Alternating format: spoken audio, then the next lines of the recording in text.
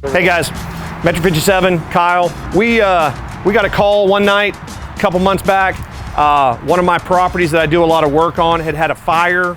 Seems there was a fire in the kitchen. Not really sure exactly how it started, but that's usually where they start, grease fire, something to that effect.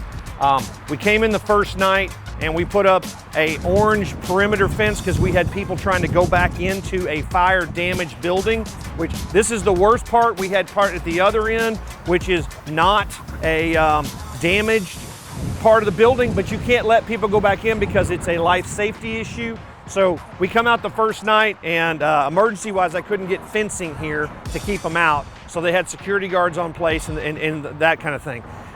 Within the first 24 hours, we had a construction fence put up, and you got to keep people out of these situations because they'll go back in to get their daughter's favorite toy and they'll put themselves in a really bad place and try to go in, and it's just not a good thing. So you try to make sure that you're protecting the tenant from this situation and hurting them, because once it's been damaged in a fire like this, you can't let them in. So if I can help, give me a call. Kyle King, Metro 57.